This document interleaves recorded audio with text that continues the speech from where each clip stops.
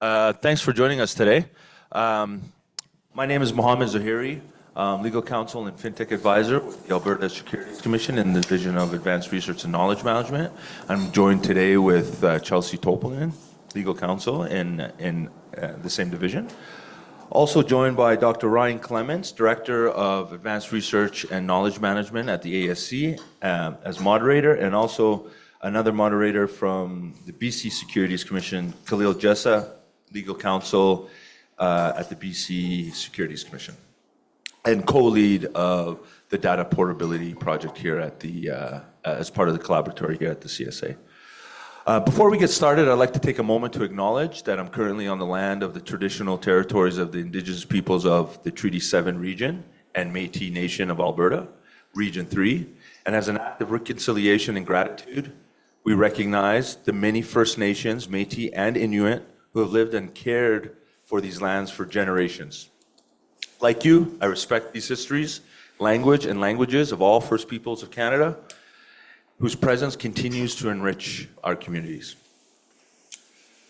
The collaboratory is the CSA's cohort-based regulatory testing environment where participants can explore and test new financial concepts, new technologies, regulatory approaches, and innovative business models with a controlled and regulatory flexible framework with guidance from the CSA. I think it's important to note that the collaboratory is designed to be a thematic style sandbox where the CSA will identify particular themes that we think might be of benefit to Canada's capital markets. And so the CSA launched the data portability theme under this newly formed collaboratory. The data portability theme seeks to provide the CSA with an understanding of the potential impacts of data portability and the process of collecting clients' information using digital means, such as electronic, know your customer, or know your client solutions to reduce regulatory burden while still maintaining investor protection. We've defined data portability for this theme as the ability of individuals to securely transfer their personal data between service providers. The CSA noted that in the recent staff notice our discussion paper, I should say, sorry, and consultation that we recently released on the launch of the data portability theme, that data portability is gaining global traction. There's been a bit of a shift in the zeitgeist of how people want to control and have greater autonomy over how they own and control and share their data. While Canada has yet to adopt a comprehensive data portability framework or requirements, the CSA recognizes its potential impact on securities regulation, particularly in the areas of electronic know your client processes.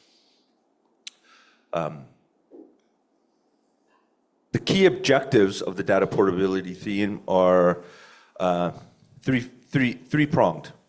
Understanding the implications of data portability on compliance, privacy, and market efficiency. Engage industry through discussions, forums, and consultations to explore opportunities, challenges, and regulatory barriers, what we're doing here today. Second roundtable and a series of 3. And then lastly, explore innovative solutions leveraging technologies like AI, blockchain, and other types of technologies to improve client data collection, analysis, and transfer. Thanks, Mohammed. So there were certain steps that we've taken to get up to this point here today. So prior to publishing our consultation paper, in the spring of 2024, ASC and BCSC staff conducted a survey with our registrants in our respective jurisdictions to better understand the developments and challenges registrants face with digital ID when using the KYC process. And part of the purpose of conducting this survey was to understand if there's an interest in the market in engaging in a type of live testing environment. So that was prior to the publication of our consultation paper, which we published in May of this year. And so that was discussion paper 11406. And it introduced the collaboratory, the data portability theme, and it also included consultation questions related to data portability and eKYC. So we received a variety of different response letters to these consultation questions. And then those response letters largely informed what the topics and questions are that we're exploring in these 3 roundtables. So as Mohammed said, in May of this year, we had our first roundtable in Vancouver. This is our second one here today. And then we'll have our 3rd forum taking place in Montreal later on this year. So you can stay tuned for more information about that to come. And then one purpose of these industry roundtables is to gain an understanding of the potential benefits of having a live testing environment. We've always planned for the phase 3, which is the potential live testing environment, to depend on the information and the feedback that we receive through the consultation papers and through these forums. So that's a lot of what we're going to be exploring here today, is what this phase 3 of the data portability theme might actually look like. So we can move to the next slide, thank you. So just some housekeeping notes and then some instructions for how to participate in the forum. So for the in-person attendees, washrooms are located past the elevator bank and down the main hallway on your right. If there is an emergency and we need to leave the building, there's an exit door directly to the left of the catering kitchen. You can enter this door, go directly down the right side until you reach the end, and there's a door that leads down a stairwell that exits outside the building near the good earth. So for participating for in-person attendees, you have microphones in front of you. You have to press the button to speak, to turn it on, and then press the button again, please, to turn it off when you're done speaking. And please speak into the microphone because we're gonna have lots of online attendance, and speaking into the microphone will make sure that everyone online can hear you as well. For online participants, you can participate in one of 2 ways. So you can either put your questions and comments into Slido, the QR and URL for Slido. The QR will be available on the screen that you're seeing for you to scan, and then in the Zoom chat. And then all participants will be able to see the questions and comments that are submitted through Slido. We also really encourage online participants to click the button to raise your hand to speak, and we will make an effort to engage with online comments and questions. And so if you raise your hand, we'll know that you want to be unmuted, and then we can try to get to you on our end to unmute you. And just one last note, on the Zoom screen, there's a button to select closed captions, and then that will provide closed captions in French. So I'm gonna turn it to Ryan here for the first topic, which is compliance with data portability requirements under existing law, regulatory barriers, and mitigating investor risk. Thanks, Chelsea. Welcome, everyone. Welcome to those of you online. We're really grateful that you're taking the time to engage with us. So, as was mentioned by Mohammed and Chelsea, this collaboratory, it's an initiative through the CSA Financial Innovation Hub, which I chair. And the idea behind this is we wanted to figure out a way to both encourage innovation responsibly in our capital markets, but engage more effectively, collaborate, if you will, with the market in actually the design of testing parameters. So not just the standardized send out a comment letter, receive feedback, and then create something, but have maybe a more integrated approach and a more informed approach where themes in technology that we are interested in, instead of just launching a testing environment, we can engage with you to help really inform what the testing environment looks like. And that's effectively what the objectives of today and the final data portability forum in Montreal, which will also have an online, is there an online dynamic for that one? We're working on the format right now, so stay tuned. This one, and then the subsequent one in Montreal, it's really meant to help us bridge the gap between what we understand about data portability and what we need to understand in order to build out a live testing environment. I will mention that we have not made any decisions yet around the structure or the timeline of the live testing environment. And a test may not necessarily involve exemptive relief. There might be a demand for a pilot project which could contemplate exemptive relief, but it might not as well. So for example, when we put out our discussion paper, we received a number of comment letters, and some of those comment letters, and I'm going to be integrating various points of feedback throughout the moderation that I do, but some of the comment letters indicated desire for things like a working group, a more informed working group that included the regulators and industry, perhaps even academics, to consider different models of data portability or to design optimal structures. That it's possible that that will be a preferred outcome coming from these information and discussion summits. It's also possible that there is a desire to move forward with one of the testing environments, such as those identified in the discussion paper. Because in the discussion paper, go back to that, you will see that we did identify a few potential testing environments that we could build out. So really what we wanted to do today is to take it a little bit deeper. We put out the discussion paper, we received comments back, we had an initial data portability forum, we received input from that. We're going to try to get a little more technical today. And we're going to go through some of the questions, both that were in the discussion paper, but then derived from the responses that we received from the discussion paper to help inform us on whether there's a demand for a live testing environment, and if so, what should it look like? And what is our role exactly in that, okay? Now, I will just say, finally, a couple things. Number one, we are recording this for the purpose of our receiving the feedback. And then number two is, regardless of whether a live testing environment is actually deployed in the phase 3, we will be publishing a data portability test report based on the feedback that we have received in this entire process.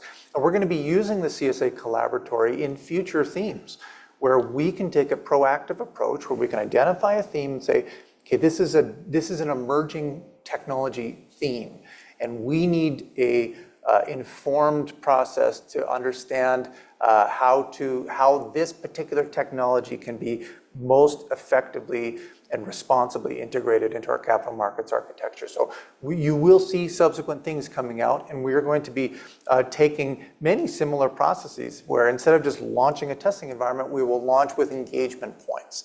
You know, they might have different mechanisms than what we're doing with data portability, but some similarities as well.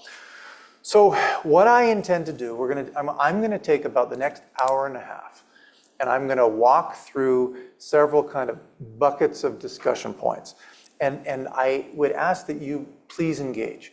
Please provide your thoughts, feedback, comments, including those of you online. We have the ability to unmute you online so that everyone can participate. We want a live and dynamic forum. This is not meant for us to inform you, it's meant for you to inform us. And so I'm going to walk through the next hour and a half under kind of several buckets, if you will, of discussion and feedback components. Compliance with data portability requirements under existing law and regulatory barriers, that's where we're going to start. We're going to do that for about 40 minutes. I'm going to then move into privacy and security concerns around data portability to seek your feedback. I'm then going to move into technological standards and innovation. And then I'm going to finish with demands and benefits of eKYC and other data portability solutions. As mentioned, Khalil Jessa is here from the BC Securities Commission. He's going to finish the moderation component and feedback discussion around the phase 3 and live testing environment. I'll mention that Alberta and BCSC is leading this test, but we have other CSA jurisdictions participating in this test as well. And information from this test will inform all of the CSA jurisdictions. So it's like, that's very, very important that we are taking a harmonized approach, but with the agility to champion certain projects from individual jurisdictions. And this is effectively how the collaboratory has been designed. So let's just jump in now. So I want to start with a take-up of A question that came out of the the discussion paper and comments we received on it, let's just stay high level. Are there, and I don't want to get yet into the specific securities rules. I will get into those. But let's just start higher level right now. What do we need to understand about legal or other regulatory barriers outside of securities law that could be a barrier to implementation of data portability? Does anyone have any thoughts around that? I mean, maybe nudge the thinking here. So we have heard from some participants to date that variability in provincial privacy laws could be a dynamic around this. That you have legislative changes across the provinces that are not exactly the same. And that could create some friction to data portability. Another comment that we heard is that in Canada, we don't have an equivalent to the EU's GDPR. So we do not have a national standard for data portability. And there have been some discussions, at least feedback that we've received, that it would actually be helpful to have this national standard in order to have something that everyone across the regulatory architecture could rely on.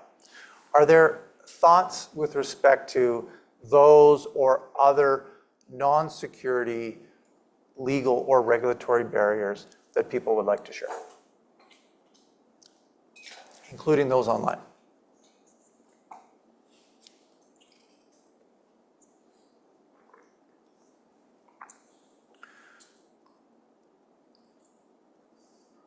Okay, so we have one comment here.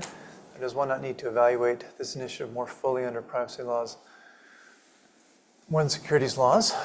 Wonderful comment. Certification with data privacy certifications. And those are excellent comments. And this is really helping kind of support the impetus behind why we're even doing these forums, is instead of just launching quickly into an exemptive relief framework under 31103, at least a test with exemptive relief, we're trying to understand the bigger picture first.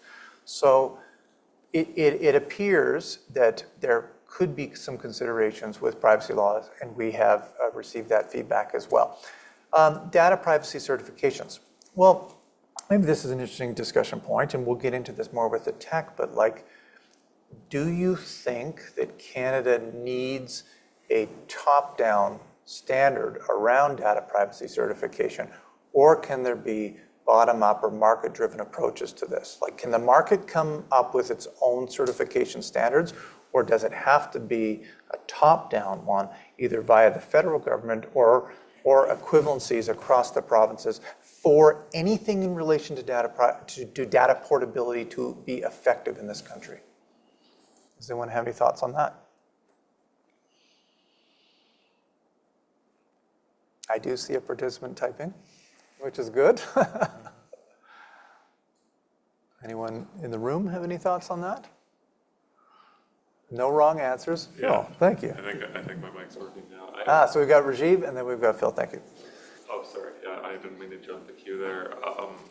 So look, I don't have the answer to what's better. I think there are two different avenues, obviously, you could take. I mean, one's faster. If you have something come down, I think it provides some benefits in the sense that whatever solution you come up with, it'd be fantastic. We could have multiple use cases, right? Yeah. And we know that exists. Your remit is important but limited. And so I think from that perspective, it'd be good. But that doesn't happen. So I guess the adoption would be quicker, but that getting to that state is probably going to take longer. Whereas if you have something that's market driven, maybe fits a particular use case, because maybe this one in the context of securities laws, because then you and then maybe that becomes the standard, right? That actually ends up being something that's then ported over to other uses. I think we don't have, at least, and I don't know if anyone in this room really has control over the top down. I'm sure you've got some influence there. So I think facilitating something market led is probably your best bet within the realm of what you can do, right? And then I think that kind of gets to your question around, well, what do we need to do then for our regime to facilitate this? Can I just ask you, Rajiv, and anybody else to just introduce yourselves when you're, when you're talking, just for the benefit of everyone online as well? Yeah, so Rajiv Thacker, Vice President of Regulatory Affairs for TMX Group. Yeah. So that's an important consideration. So top-down leads to easier interoperability between securities jurisdiction data portability use cases and outside of securities jurisdiction data portability use cases, which is not just consumer-driven banking, open banking. This is open finance, open data, potentially. So all of a sudden, we start to move into these other portals, and as soon as we do, we bring in the jurisdiction of other regulators and provinces and federal. So it immediately becomes complex. So at a minimum, we've received quite a bit of feedback that we should sink in. Whatever happens in securities needs to sink in with consumer-driven banking for sure, because that's the closest adjacent interconnection point. So like where the data portability standards, the technological standards, governance standards, liability standards, accountability, et cetera, that needs to sink in with we need to sink in with that, which kind of puts a dynamic on us where we are waiting for that. Now we engage with FCAC folks. So we engage with the Department of Finance. There's a number of engagement points, the heads of regulatory agencies, so there is conversations happening. So we are part of that. But there's a dynamic where then the build out of a testing framework, if we're building a testing framework that is different than those standards, then there's a question of like, is that a wasted time? We're putting effort and it's not going to be a good return on investment because it's going to be different. We're going to have to resync up, and maybe there's this educational dynamic for us, but it's not as effective as it could be, which lends to my earlier point about, well, maybe a way to go about this is to build in some type of working group and then bring in the feds and have some type of like cross-agency industry engagement point where we can all be in sync so that when the Fed's approach gets launched, everyone knows exactly how this is going to come about and we can get to market quickly. Phil. Thank you. Yeah, Phil DeHome, Olympia Trust Company. I was actually curious if you could expand a bit on what you think bottom-up would look like. And in particular, I was kind of curious what the market factors would be to drive a bottom-up consultation and input on that, because when it comes to these data standards, I think one of the risks is a lot of different enterprises are building moats around their data. Yes. Data is considered to be very proprietary, and I'm not sure where the incentive is to really push towards data portability. Even though I think many are looking at it as inevitability, I'm not sure they want to initiate it. And then an add-on to that is from the perspective of adherence. Like, is bottom-up a consultation-driven process, or is bottom-up, self-standardizing and saying this is what we ought to do? And then I'm curious how you can ensure adherence to that as well. Yeah, those are excellent questions. Bottom up would be market driven, so we wouldn't be imposing.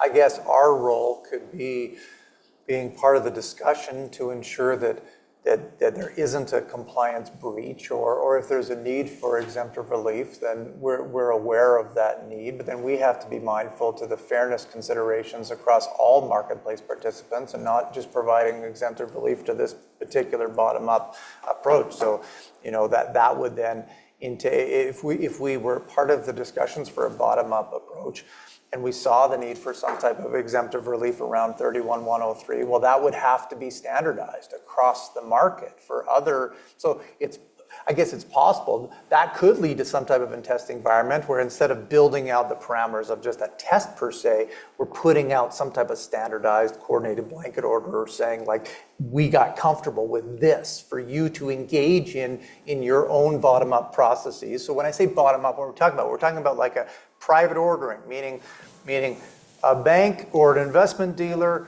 engages with a service provider, and this is happening in Canada, it's happening in America, right? Like Flinks National Bank, that is happening. So there are bottom-up approaches where entities are meeting together and saying there's value here to be able to move some data in between, and we are going to build it without top-down parameters, we're going to ensure the best practices and governance standards while we are ensuring regulatory compliance, both with the prudential regulators in the context of the bank and the securities regulators to the extent that securities or investment dealers are part of this. And so, that is something that could come about. Comment online, sorry. So as mentioned, investors' ability to opt out of having their data included. Sorry, near your side. Can I just see yours? Oh, your message. Okay, sorry about that. I can read it out. Okay, Khalil. As mentioned, an investor's ability to opt out of having the data included. This program would work best if it was similar to the credit agencies and they hold data for all individuals, as we see with recent data breach. This could be a concern for investors. Do they need to opt in? So I think that question is essentially about between having the ability to opt out or the ability to opt in to data. And that's a really good comment. It does kind of leap forward a bit into the assumption that we have some type of regime that even contemplates an opt-in or an opt-out, which is at least the structure of what the consumer-driven banking framework contemplates. We're not there as securities regulators. Well, we're trying, let's go back to like the ethos of what we are even doing here is like we are seeing movement. We're seeing movement. We've known about it for a long time internationally. We've known about the UK Open Banking Implementation Entity and GDPR and the EU and Australia's approach and others' approach. We've been monitoring these things. We've been monitoring consumer-driven banking with the feds. We've been talking with them through the HOA, and we're thinking about how does that potentially impact the marketplace entities that we regulate, and what do we need to do to ensure that we are facilitating positive uptake of this type of technology. And so we're trying to inform ourselves on that. In terms of an opt-in, opt-out dynamic, we're not there at all at securities regulation at all.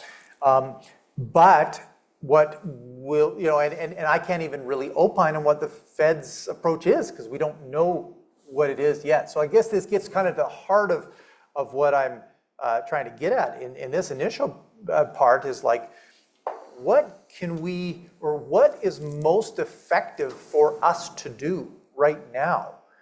Is it most effective for us to engage in a technical working group that we can, try to work through technical standards and specifications and try to put together kind of an optimal data sharing model? That could be like a centralized data sharing model and maybe a decentralized one. Maybe we have concurrent streams at the same time. Put that together. Is that, it wouldn't be an exemptive relief framework. It wouldn't be legally binding guidance or even staff notice. It would just be working groups who are considering the optimized model while the feds are moving forward with their approach. Is that useful? Or is it useful to actually build out a testing parameter? Because I'm going to come to the securities rules shortly, because we received feedback. We got 18 comment letters back from our initial discussion paper, and there was very precise feedback around certain concerns around the rules in both National Instrument 31-103 in terms of know your client processes, and the processes of establishing client's identity and zero guidance, where some marketplace participants are saying, we don't actually think that the data portability framework will work right now under this. So you have these ideas where there's potential there's working groups, frameworks, or there's a potential where we actually set up some type of environment and potentially give short-term limited relief from these around that would allow marketplace participants to engage in data portability solutions. Sorry. Actually, I just wanted to go back to Phil, something that you said, which I think is really interesting. I'd love to put it to the room, which is that there's a moat around data, right? An economic moat around data that might prevent data portability from happening. And perhaps that's the reason why data portability hasn't happened yet. And so what I'm wondering is, who is it in the market that is incentivized to share that data? Is it smaller players that might be incentivized? Because that would speak to who might participate in a test, which I know we're going to get into later, but since you brought it up, I think it's a good sort of ping pong back to you guys to think about and tell us, right? Who's incentivized to share data right now? Go ahead, Phil. Yeah, I mean, I've thought about this a little bit. And interestingly, normally I'd be advocating fully for allow the market to make these decisions and grow it that way. But in this case, I think the stakeholder that's most rewarded by an environment like this is ultimately the investors. Is the investors to be able to pursue their mobility among different organizations and seek out the advice or guidance that they're looking for. So I think that there will be someone out there that's able to find how that can be turned into an economic advantage for them. But for others, that portability becomes a risk, becomes a vulnerability. And that's why I think it does become incumbent that this be somewhat of a top-down approach. I think because that is who stands to benefit the most. There is, in my mind, some other kind of more theoretical approaches, which is, the redundancy elements when you've got multiple financial institutions and different layers all servicing the exact same client at the same time through their various stacks, right? From the investor down to the advisor to the firm to the carrying or custodial environment trust company. That might be a very safe environment to test this out where everybody's catching an equal win. But the minute that gets into a mobility environment, that's where that data moat suddenly becomes an issue. And I think you will see a little bit of, if not opposition, maybe heel dragging. One of the comments, actually several comments, intersected around this idea of ROI and cost. So we're talking about a bottom-up model. What we're saying is, why aren't you all just engaging? Why aren't you all designing the APIs and setting out the standards? And because if there's investor utility in this, and which there is, I believe that too, why isn't the market responding? Well, the market is responding. There is some movement in the market with larger players. So one of the comments that we received said there's quite a significant technological infrastructure required to even build something like this. So what am I talking about? Well, you need standardized data formats. So there's a whole ex-ante data governance dynamic that you need from this. You need secure APIs, data mapping tools, secure data transmission protocols, encryption, access management solutions, probably multi-factor authentication, consent, data audit logging mechanisms. So there's this economies of scale dynamic where larger entities can build out this bottom approach much easier than smaller firms to do it, because it's quite an investment to do this. And if there's a weighting on the top-down approach where there's in many ways perhaps an assumption that this will come. So and the cost will be shared from the build out that's coming from the feds, and we'll all be able to just jump into that. So we'll be able to take that or at least be able to lever some of the work that is going to come from the top-down approach to integrate it in a standardized way. And I think that that's a legitimate point. Actually, I think it's a legitimate point. I wonder if it's true. Is it true that this does require a lot of infrastructure that is not easily attainable, that is very costly, that is, is that actually true? And the reason I ask is because if we're going towards a testing environment, that's very relevant, right? Yeah. So I don't know that we scoped out the business case completely, but I think for all the things Ryan said and probably a multitude of more, I do think there's going to be a lift, right? A cost lift. Some players are going to be able to do it easier than others, given their existing infrastructure. But I think to the point and where you were going around the testing environment, it's a testing environment. I think Ryan, you mentioned it's short-term type time-limited relief. Is that enough incentive to have somebody actually test, right? Yes. Versus scope, right? Scope something out. And that's the issue. One of the bigger issues, I think, is I think you need some sense of permanency to make any type of real investment in something like this. Obviously, my view. That's a very good point. Yeah, that's a very good point. Again, another reason supporting why we just didn't launch into the testing environment to try to scope this out. Yeah, Phil.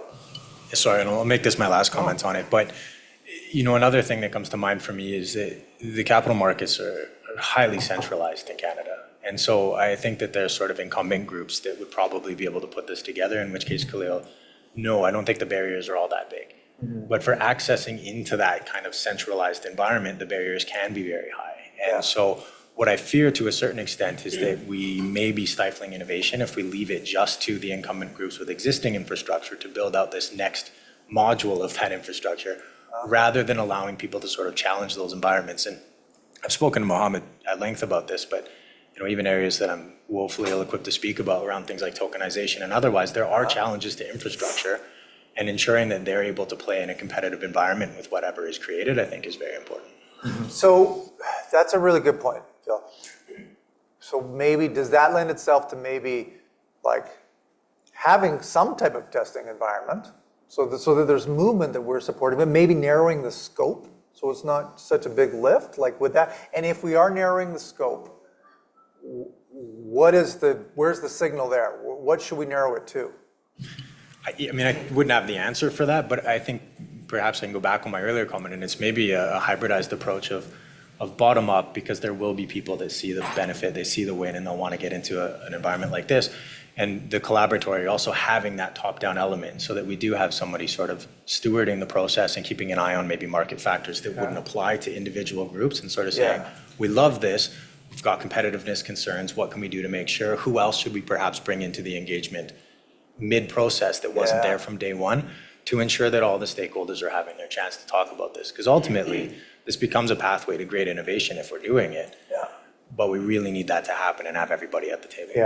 So I'm just going to go to I'm just going to read out Pierre's answer there. Pierre's from Credivera, which is a BC, Montreal-based, I think, firm, which does data portability, or does, I've spoken to Pierre a few times, but they do, they're a service provider. And verification. Verification, yeah, exactly. So there's a build for sure, but without defining what constitutes significant, we might not all be having the same baseline for that question. So I think what he's trying to say is that what is significant varies on, who's actually doing the actual work, right? Yeah, for sure. I want to make sure that we acknowledge the comment from Ann Ramsey, which is a very good comment as well. I would also like to add that consideration should be given to consumer protection laws related to consent, renewal of consent for third-party service, renewal of consent for third-party service providers. There may also be corporate law implications related to fiduciary duties, ownership of data, and contractual obligations. Yes, absolutely. That was really kind of the impetus behind my first question before distilling into securities laws. And your comment with respect to consent and renewal consent is a nice lead into some securities-specific questions, which I want to get into now. But larger point, we're aware of the overlap and complexity of various legal elements coming into this data portability consideration. So let's dive actually into securities law barriers, okay?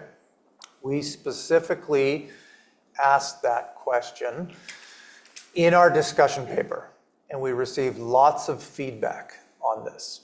And so some of the feedback, everything is anonymized that I'm going to be saying on any discussion comment received. So we've pooled it, okay? So here's some of the feedback collectively that we received across the 18 comment letters that we got. National Instrument 31103's prohibition on relying on a third party or delegate is a barrier right now. The requirement under the same instrument to establish client's identity through constitutional documents is a barrier. The prohibition on delegation is a barrier. So delegation of KYC processes. The obligation to have clients confirm the accuracy of KYC is a barrier. Guidance that KYC information can only be collected, updated after a meaningful and documented client interaction is a barrier. Guidance that KYC questionnaires cannot be pre-populated is a barrier. Zero guidance not to pre-populate questionnaires with KYC info is a barrier. Zero guidance on when KYC may be used for multiple accounts and complaints by clients is a barrier. And concerns around registrant non-compliance findings if KYC information is incomplete, delegated, pre-populated, etc., is a barrier. So it seemed like we heard this loud and clear that we have existing rules which are not, they're there for a purpose, and that's a critically important purpose, but they weren't designed with data portability in mind. And so in order to move forward with data portability, we may need to assess these, okay? Now, The Financial Innovation Hub does not have that ability to do that. We are gathering information, facilitating it. There's processes that would have to go through the normal CSA processes, and we're not contemplating rule amendment projects at this time. The most we would be contemplating is perhaps a limited testing environment where we would look at some of these and decide whether or not exemptive relief would be necessary. And as I mentioned before, there's no decisions have been made at all at this point right now. Does anyone have any additional thoughts or comments on what I just described and the feedback that we've received to date on this? Yes, please. So this kind of goes back to your first question, which is, will this is talk and approach? Because to your point, there's all these existing regulations and laws that we have to navigate for data portability to even be considered. In order to do that, I think we have to first have the conversation with the right authorities to make sure that there's openness to change and to understand what they're doing before we can actually have a discussion as a forum around what makes sense from a marketplace participant perspective, right? Yeah. If we understand their roadmap and understand that they have some flexibility or openness to change, we can then have the appropriate conversations that feed into that. And then as long as you have a working group, as you've mentioned, that connects on a somewhat regular basis, you can ensure alignment as they progress. Yeah, that's a really good comment. Which again, lends, I mentioned at the very beginning, this divergence of what could come in phase 3. Phase 3 doesn't have to be exemptive relief from 31103. Phase 3 could be some type of more informed working group, not these style of forms, like an actual working group that is working. But when I think about this, I think about, well, who's going to be in this working group? Ideally, we want to bring in representatives from not just the federal government, but you think about something like digital ID, for example. Well, digital ID is going to be a provincial solution. That is pursuant to the division of powers constitutionally. Our driver's license are provincial, so you're going to have some type of provincial. Now, obviously, passports are federal, and there's different dynamics around that, so maybe it's a joint, but you are going to have a provincial element to this. And one of the questions a sub-question in the discussion paper was how potential barriers in 31103, such as the requirement to establish client identity through constitutional documents and the prohibition on delegating, could be addressed through technology, like digital ID. But we aren't controlling digital ID in the CSA. That digital ID would have to come from somewhere else. But that is an interesting thing to think about, that if digital ID got established over here, perhaps by a provincial government, and we look at our rules and we think, well, if this is in existence, if this constitutes a constitutional document that just facilitates an easier eKYC process, and we need information on that from the working group, then we should probably reach out to the provincial government representatives who deal with that idea. So the working group could be, quite interagency and intergovernmental. If we wanted to really do it right and try to get as interoperable and interconnected as possible. Any thoughts on that? I wonder, Ryan, if we could go back to that list that you just read out. Yep. About those different barriers and sort of go through them and see if there's any one of those barriers that any of you guys have actually considered in your businesses or in your work, that this is one of the reasons why we didn't go in this direction. So like KYC, for example, meaningful interaction, that concept, has any of those ideas in 31103 stopped you from doing anything when it comes to digital ID or otherwise? Excellent point. Yeah. Like give us the client interaction experience, what you face when in potentially even considering something like this. Phil, go ahead. At Phil, the Home Olympia Trust Company. My comments have to do more with sort of my past life working with a lot of dealers, portfolio managers, et cetera. But I think what this requires is a bit of a revisiting on the interpretation of things like delegation. And, as an advisor meeting across the kitchen table with my clients, and I collect all of the information, clearly I haven't delegated anything. Mm-hmm. But then I start doing it by phone. Am I delegating that to my telecom provider? I'm sending things out by email. Have I delegated that to my email provider? I'm using a form that's been created and it's been sent out on Adobe. Am I delegating to Adobe? Yeah. And I think that with the technology progression that we're going through, we have to revisit and look at concepts like delegation and try to draw an objective-based line. An objective being, what is it that we're trying to accomplish? And that should be the driver of the interpretation on delegation.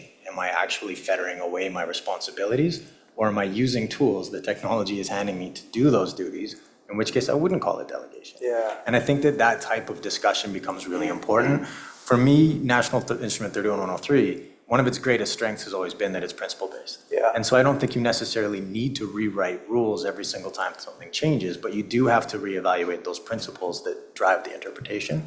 That's a very good point. What does delegate mean to you? Yeah, I think it's contextually different for each item, right? I think delegation really comes back to what is that core responsibility or duty, and we anchor to the duties of care in the Securities Act and elsewhere.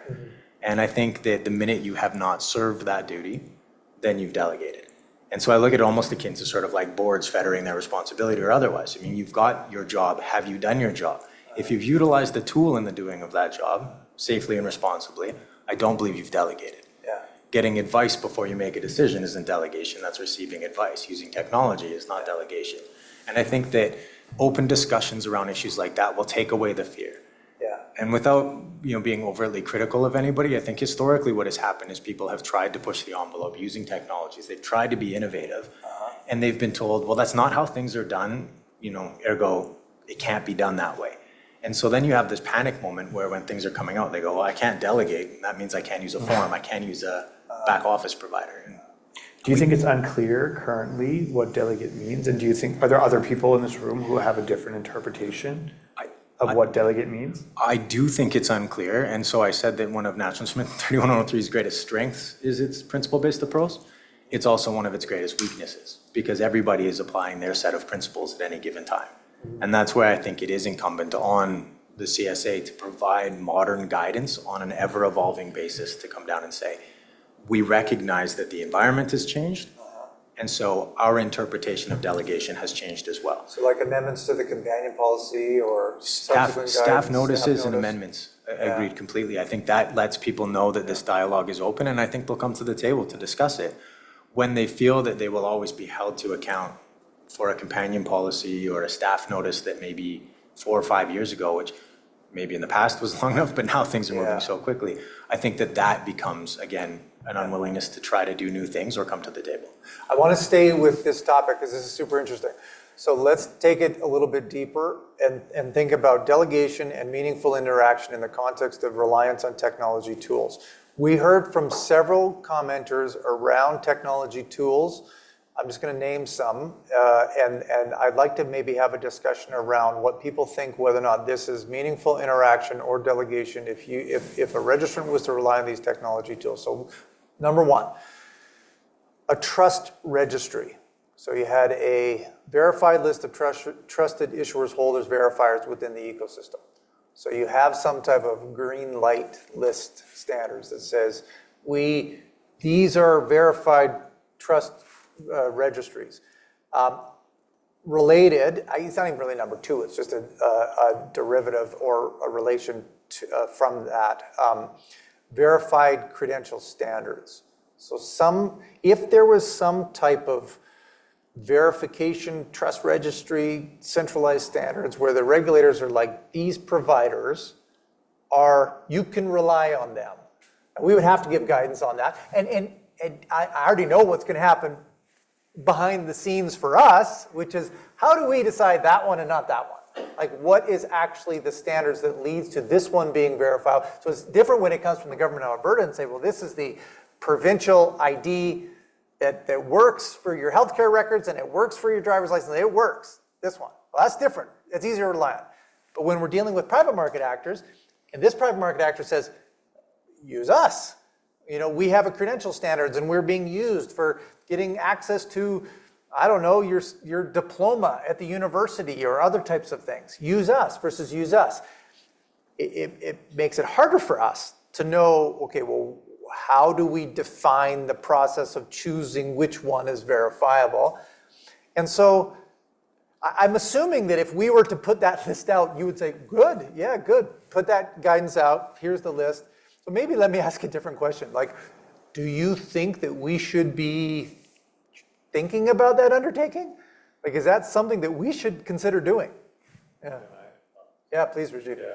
So, look, in some ways, you're positioned well in the sense like you recognize a number of different types of entities, including many of ours, and or exempt recognition, and you know, as far as you know, the standards, because this is going to be critical around resilience and security and all of that kind of stuff. This is going to be some of the most sensitive information that exists.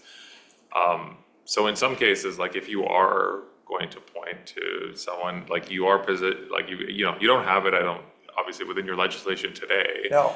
But that we have is- clearing agency but recognition. You do, right. Yeah, so I guess if you interpret that. Well, I've been starting to Yeah, think about this. You know, I've read the act many times, and Yeah. I'm like, that doesn't apply to this. Yeah. But it's potentially an analog. to An this. analog, and that's, that's sort of where I was going. And so, yeah, like, I mean, you could, you know, that could fit. I mean, that's not going to happen overnight. And if you do need to change your legislation, I know what that process is. That takes but- quite a bit of time. Yeah, go ahead. But anyway, maybe it's incremental, but that is an avenue that, and then, you know, kind of like I said before, if you've got a ground up solution, if it's recognized by a regulator, all of a sudden, you know, it can be adopted elsewhere. I think you still need that agency level, interprovincial governmental working group, but anyway, So- that's within your authority. So maybe the working group could be structured around like thinking of design considerations for a data clearing agency. It seems to be where we're heading, right? Now that would be the centralized model, which I brought up earlier. Like, would we want to have a parallel working group around the decentralized model? So a blockchain-based ID or something that, and that creates a lot of complexities. If we were to think about legislative amendments to recognition for data clearing agency, well, how do we deal with that on a blockchain? That's much harder to deal with because you're not, in a non-blockchain ecosystem, you're pointing to a centralized entity that we're recognizing as a clearing agency. We put parameters around the recognition order, et cetera. Blockchain, where maybe more efficient, creates more regulatory complexities. Not necessarily possible, it just creates other regulatory complexities that we have to consider. Does anyone have any thoughts on this idea? There's a few online. I think I'm just Okay, great. going to, I think it's Marisi Young. Great comment on delegation. Sorry, Adam, your head's in the way there, especially in the context of potentially using AI agents to collect KYC info. Super interesting conversation about, you know, a technology that's upcoming and could be used to collect KYC information, whether or not that is actually delegation. Well, I would say, and maybe this is a good discussion point to have while we're on this topic, is, and so the room understands, like I am not cleanly demarcating between the discussion elements. I'm trying to live weave these conversations so that we can gather the most useful input instead of just being very structured and asking you 45 questions in a row. So I'm weaving in some of the considerations in tech.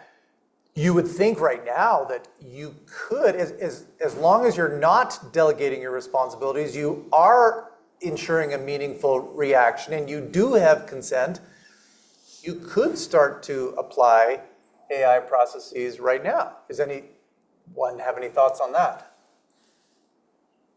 Well, while they're thinking, I'm going to read the one above because it's directly related. Yeah. On technology, the regulators have generally said that they and 31103 are agnostic to technology and methods of completing your obligations. However, we know this has limits as demonstrated by robo-advisors and the additional scrutiny that is involved to get approved to use those technologies. Mm-hmm. The agnostic to technology is one that, at least I'm bringing my academic background into this, is a bit controversial because some suggest that maybe we shouldn't be. Maybe there's some technologies we should be directly supportive of. Maybe there's some technology use that we should be directly opposed by. Does anyone have any comments on the nature of agnosticism around that? Because, and before you comment, let me just give a little more context. Like if we are pure agnostic on the tech stack for this, meaning how would that apply? Well, we have to create a principle-based standards potentially for recognition, independent of the tech.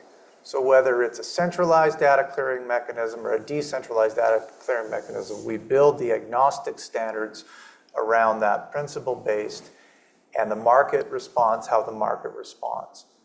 Is that not, I know there's academic commentary, there's regulators around the world who are taking actually a tech-forward approach where they're not being tech-agnostic, to be honest with you.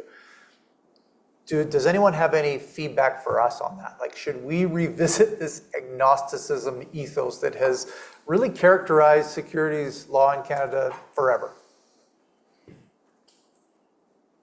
Rajiv is hard no. It is very hard to not be tech agnostic because we run up against potential unfairness considerations otherwise. Also makes our job harder. It makes our job harder. Yeah, and we are not, I strongly feel this, like we're not the market. The market functions as the market. We have a certain role. We have statutory objectives around investor protection and fair and efficient capital markets and globally competitive and financial system stability. And when we point to one tech and say, that's the one we're going to put our money down on this one, that's very challenging. Tech can change. Market may not respond to that tech. So there's significant reasons why we wouldn't, why we would remain tech agnostic. Anyone have any other thoughts on that? And we can move on that one. And maybe I'll just, add to that is, the concept of meaningful interaction, which, I don't know how others interpret meaningful interaction. I think it's a concept that is maybe hard to always understand. What is a meaningful interaction and how does that change based off of the technology that I'm using? Let's stay with that one for a second because I don't want to move off of the 31103 feedback yet. So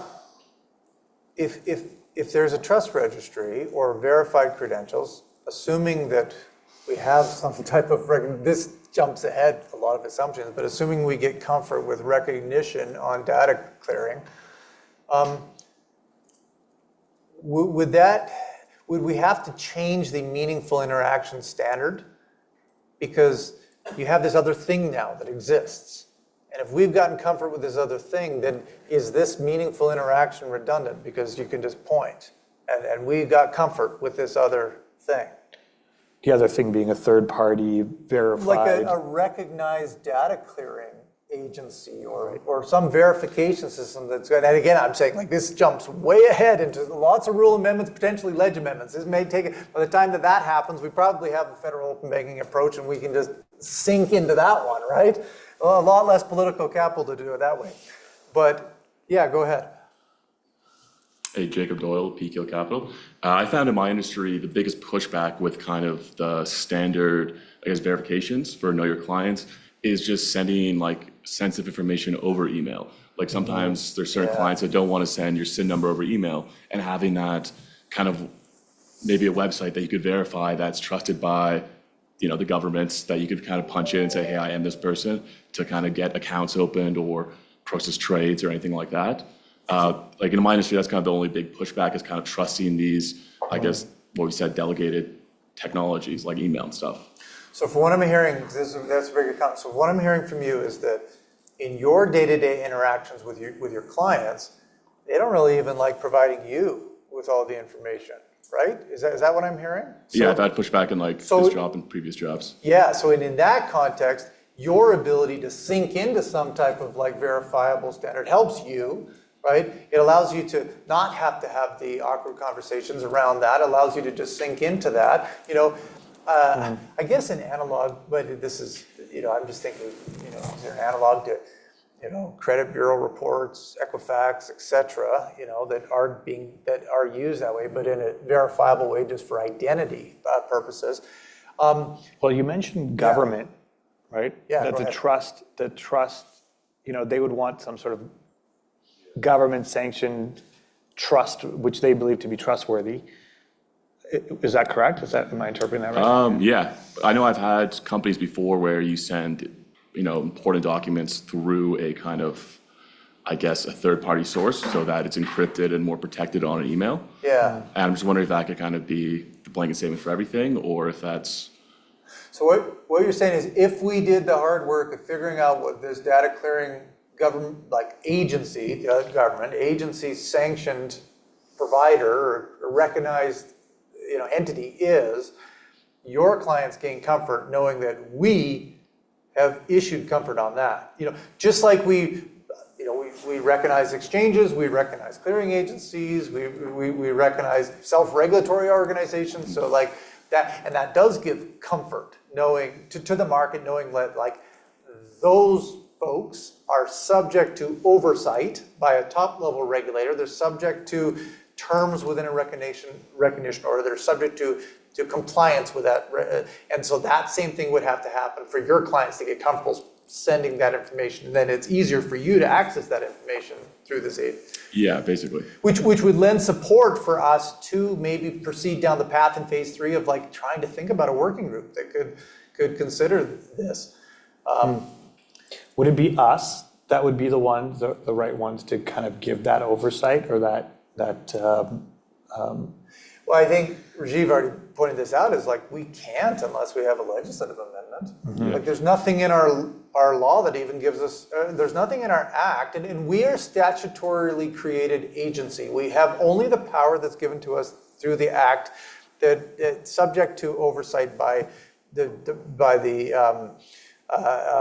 finance minister. So like we can't do things outside of our legal jurisdiction. Right now, we don't have the jurisdiction to even do that. So who would it be, right, is the next question, yeah. Even if you did, it would still be within the remit of Securities law. Right, so. Totally. Yeah. Yeah, so who, I mean, like who could give that kind of, one, they have to, whatever agency does that has to first understand the technology, the risks of the technology and risk of data breaching and how that could affect, right?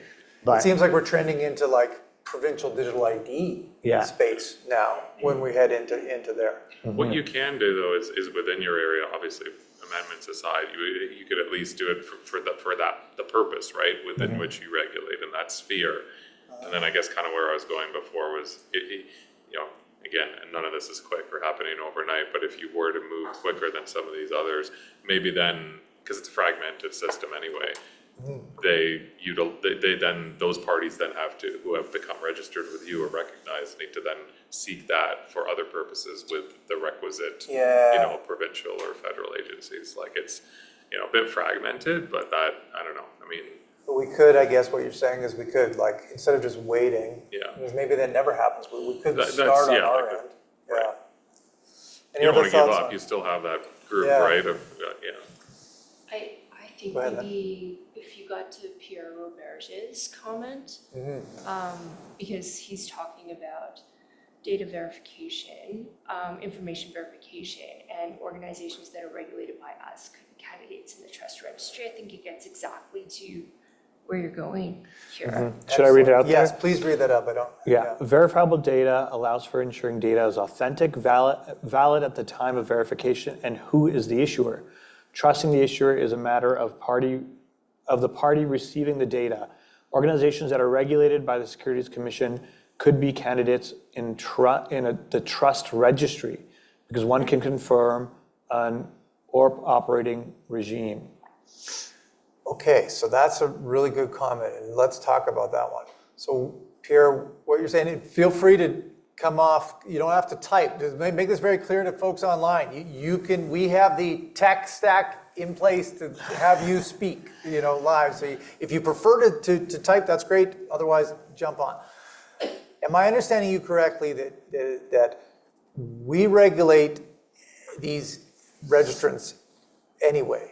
So we have a variety of categories around registration, and Zero regulates them as well. And so these verified entities could be those who we regulate already. Well, can I just Yeah, interject? please. So Pierre, until you talk, I'm gonna like interpret what I think Pierre's, because Pierre's from Credivera, Yeah. right? And Yes. so what Credivera does Provide. is verify, Yes. right, credentials and stuff like that. So I'm assuming, Pierre, you were saying that we would regulate you like we've talked about, like, so we've delegated, or we've designated CPAB, we've designated, to your point, self-regulatory, designated rating organizations, whatever.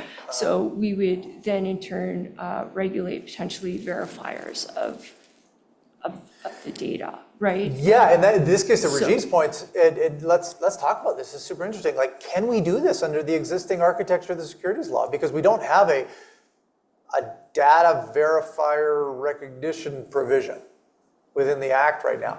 But that, like, what I'm saying is, CPAB oversight, that's new. The designated rating organizations, that's new. So this would be doable.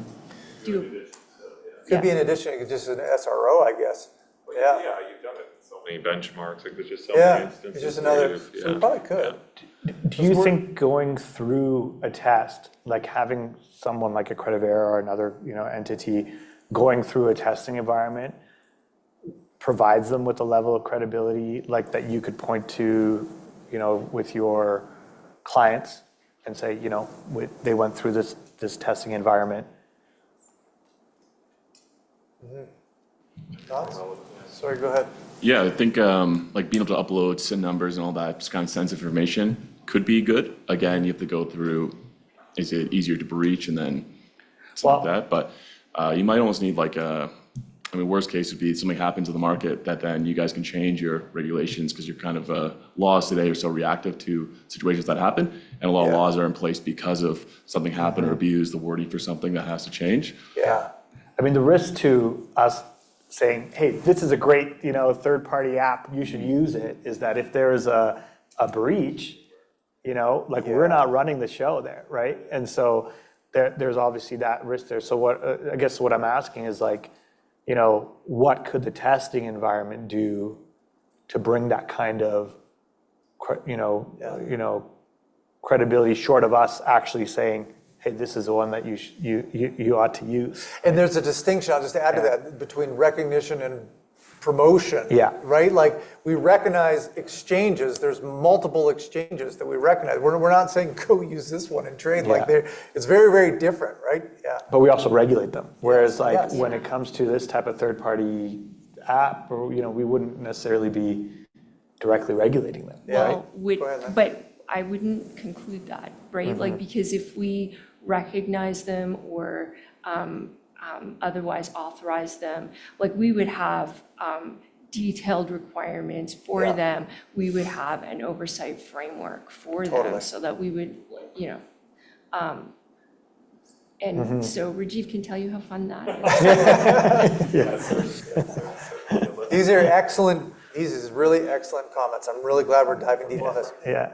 I Do you want need a job at the commission? I want to stay still with, I'm going to stay with 31-103, and I want to talk about consent for a second. So what does consent look like? And this actually, the question is sourced from an anonymous comment.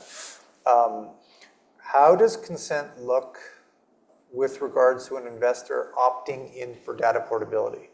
What would you contemplate? Specifically for both the providers in the room or the registrants or marketplaces in the room, like what would consent look like for you? Like, do we need another, I guess what I'm saying is like, would we need another verification mechanism or like a secure consent portal tech stack that, so we ensure that it is actual consent? Or do you need a meaningful interaction to obtain consent in a face-to-face engagement, just like you need a meaningful interaction to obtain know your client information in the first place? What are some thoughts around that? I think it depends on how we set this up, because if you have a centralized, call it utility, that is responsible for either collecting or storing this information and distributing it to the different counterparties that the investor or counterparty then permissions, then it's just a matter of making sure that we have the right controls in place in that utility for the owner of the data to permission the entity that they want to receive it. If you don't go that approach and you don't have a centralized body doing that, then I think it becomes a lot harder because you have the individual institutions that have the data on the investor in this case. Yes. That then have to figure out or interpret the regulations and laws to figure out what they have to then collect from the investor in order to permission it to the different Yes. entities. Which gets into Phil's earlier points around maybe the guidance needs to be updated on Yeah. what exactly needs to happen with respect to when you, as a registrant, are relying on a tool, some type of tech tool to help you in that process. Because you're looking at 3113 saying, we're subject to this, we don't want to breach this. This is super important, but there's this tool out here. I'm not quite sure if I can use this tool, or if I use this tool, what additionally I need to do to make sure I don't trigger non-compliance of what I'm subject to under the instrument. Yeah. You can use tools, by the way. In 31103, there are steps that you have to take in order to be compliant with it. But there's certainly openness to being able to use tools to allow you to do your work, right? And this would be another tool. And that's where I think it becomes ambiguous. And to Phil's earlier point about interpretation, it's very important to sort that out, right? So where do you think it is ambiguous for you, or for others, if anyone else online? Sorry. Is there anywhere in particular that you feel like, I'm like this, I will not take steps because of this provision, or right? No, I can't quote anything specifically. Well, Phil mentioned a couple already, right? Like delegation, meaningful interaction. So we've heard those loud and clear. Okay, I want to make sure that we get to some of these other things that will help us to get these other buckets of engagement points. We're going to take a break in half an hour here, so let's go kind of focused in for another half an hour, and then we'll pause at 11:45 and take a break until 12, and then Khalil will finish specifics on the testing environment. But I want to talk a little bit about privacy and security risks. So we heard loud and clear from the comment letters that this isn't just this is something that we need to be very thoughtful around, because while there is investor benefit from data portability, there is also potential significant harm and potential significant privacy and security risks. So we heard about data misuse and leakage concerns, data security concerns, identity theft concerns, liability risk concerns, supervisory concerns. That was coming out in pretty much every single comment letter that we received. Does anyone have any thoughts around that? And in particular, what safeguards could be put in place additionally to help with that? For those of you online, don't worry, your comments are not lost. We have them all saved, so. Yeah. And I'm actually okay to go back. I don't know, just the tech folks in the back, we don't have to, I've been weaving in topics from all of the buckets in this live engagement point. So, do we have a hand up? Oh, okay. Okay, good. So hand up. Do you want to come? If you can take come live and take your mic up. Is that a question or is it a comment? Sorry, I think it's me. So I think we tend to be talking about client ID, but there's a lot of other information that a registrant has to collect for suitability and other consents. So I'm presuming that what we're talking about is the client ID and not all the other factors that a registrant has to collect. KYC information is what you're referring to? Yes. Well, it's more than that. You have to get consent or acknowledgement that they've got their risk acknowledgement. Let's say for an EMD, you have a relationship disclosure. Those other documents, some can be done on a portal, but not everyone is using portals to do identification. So, or to do KYC. So I think we have to look at the various mechanisms that firms use for collecting all sorts of different data and really look at, because using an ID verification, a lot of people do use that already, but we don't use it for our suitability, and we don't use it for our consents for all these other things. Yeah, so this is an excellent point. And it actually makes me think about one of the contemplated testing frameworks that we put out in our discussion paper, which is where you have a registrant who has performed the KYC and suitability analysis, meaningful interaction, and a client of the registrant wants to participate in this other thing, a crowdfunding portal, let's say. And what you're saying is, so the KYC and suitability information that is received, or the data that's received to satisfy the KYC and suitability requirements is far more than ID, far more.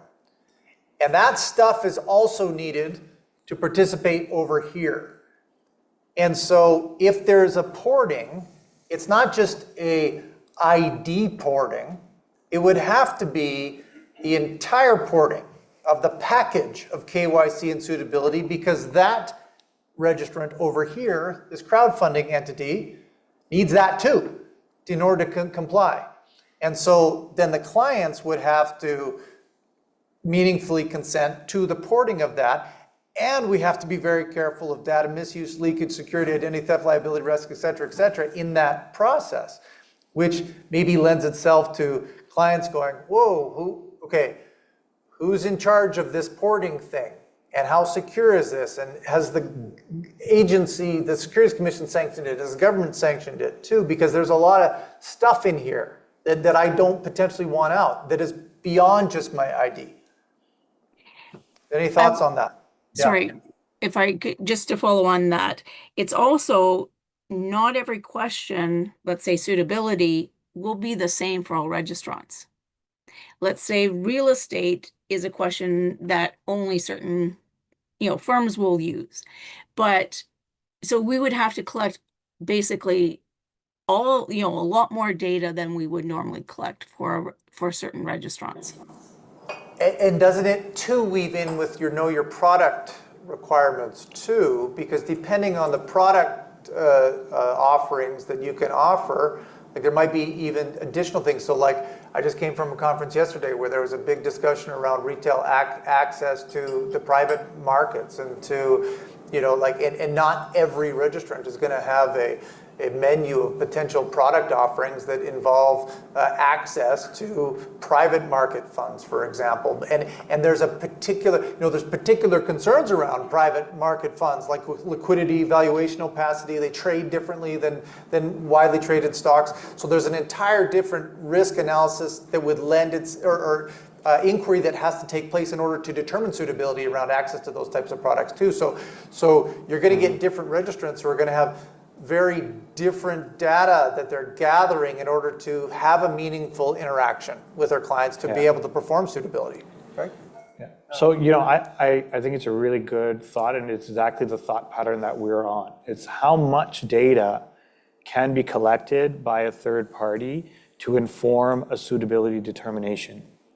And what's the threshold of that, right? So can you collect financial data? If you're collecting financial data to verify, and there's two parts to this. One is on our side, when I speak to our compliance staff, they'll tell me, hey, you know what?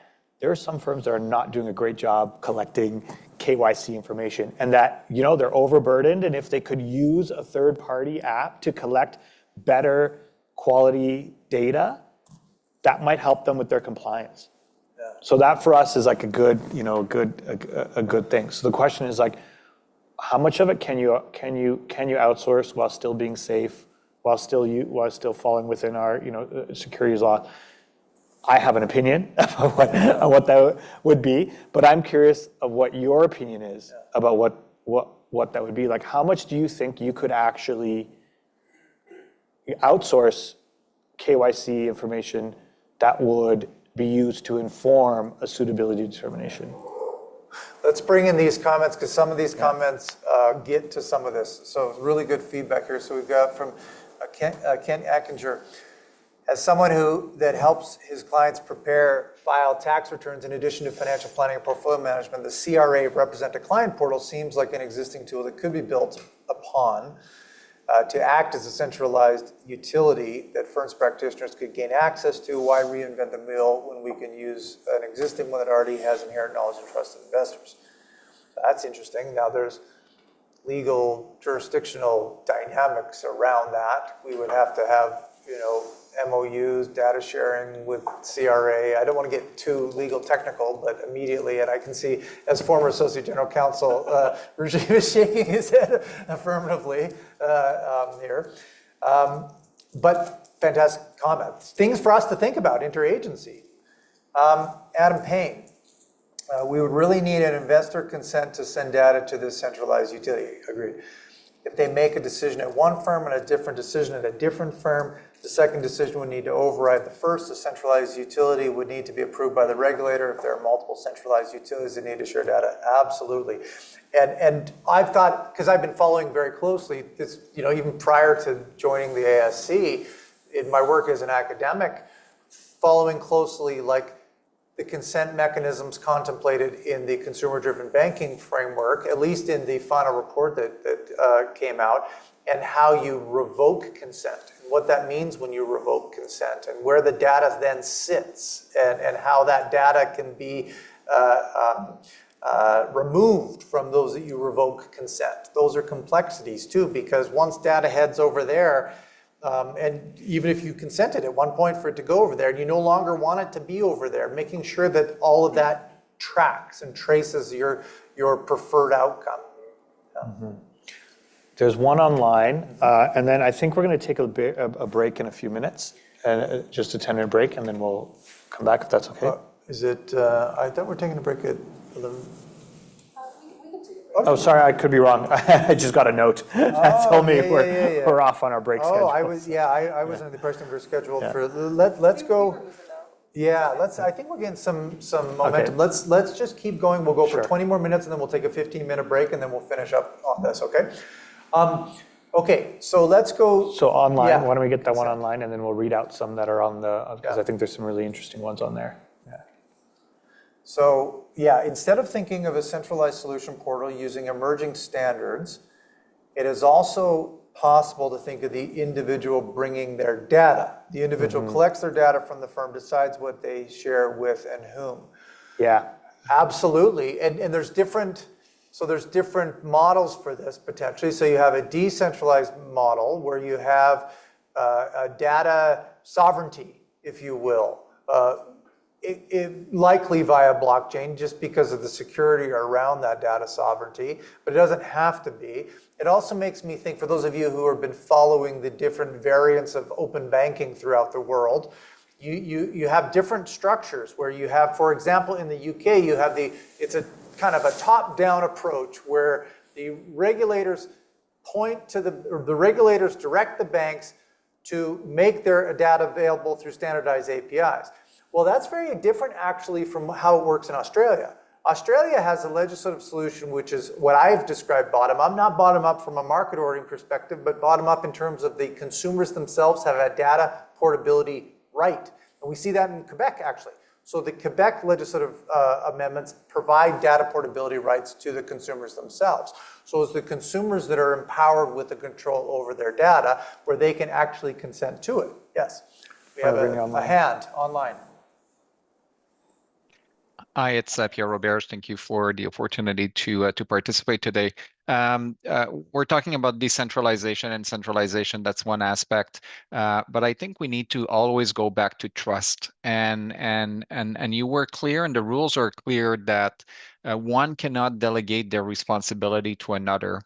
But if a firm receive information and the verifier, the firm receiving the information is the one bearing the risk, is the one operating under a particular regime. They are the one that will decide if they accept the information or the data that was presented to them. Somebody mentioned earlier, there was an example, some firm do a better job at KYC than others. Well, that firm will decide if if I receive information from a firm I don't trust, I'm gonna do more because I'm managing my risk. If I receive information from a firm I trust, it might meet my internal regulation and policy, and then I can continue. So trust cannot be, every organization will have their own level, will decide what they trust and what's the process that they have. This cannot be delegated or enforced either because it's their risk, it's their business, and I think it's important to go back to that. often. Thank you. Thank you, Pierre. So Pierre, if we eventually move to some type of a recognition mechanism for a clearing entity, analogous to the SROs or clearing agencies, et cetera, where we are recognizing some type of entity, which by virtue of recognizing, we are conveying a trust, if you will, or we're saying like that one is being regulated, that one is subject to this recognition order, that one is one that we have recognized. Do you think, and this is not just to you, but to everyone, will firms still provide their layer on top of that in terms of risk management to perform extra steps to verify and engage, or does that just lower the friction where everyone just points and says, yeah, that one works, we're using this one? I think different firm will have different response to that. It would also assume that this regime, a KYC, and I'm not from the industry, so if I use the wrong term, please, my apology. Accept my apology. A KYC for an individual brokerage account is very different from a KYC from a commercial account. And so unless you have a very high level of granularity, I think, which would be difficult to scale, I am not sure about this. But I think some firm will just say if you're in the registry, you're good enough, and some other firm which might have carrying more risk or risk to their reputation or commercial risk might decide to do more, and that is fine. That is their right. They're managing their business. They're managing their risk. They're meeting the minimum regulatory requirement, but they are the one that will decide if what's presented to them is good enough or if more needs to be done. And so that's back to the concept of trust. Trust apply to the data we receive. Do I trust what I receive? Do I trust the process? We talked about sending SIN on email. I don't trust, I trust my broker. I don't trust sending information by email. And then who do I give my information to? Do I trust them? And that's both ways. So it's the individual with the organizations, the organization with the individual.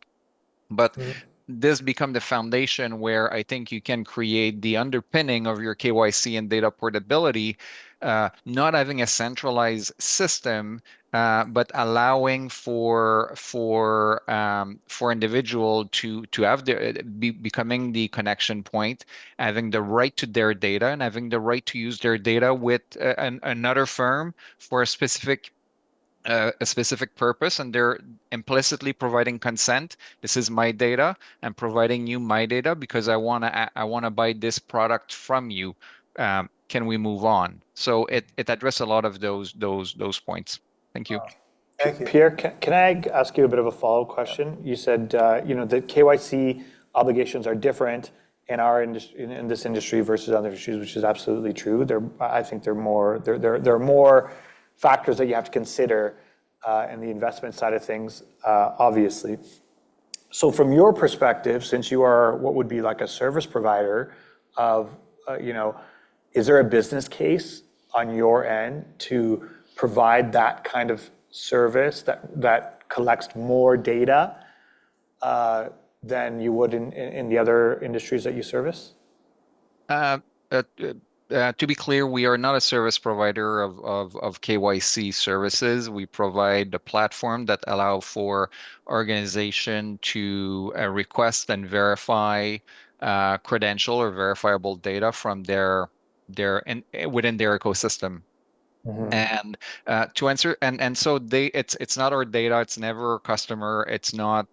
It's the business that says, if I'm trying to manage the risk for a $500,000 transaction, it's very different from $50 million transaction.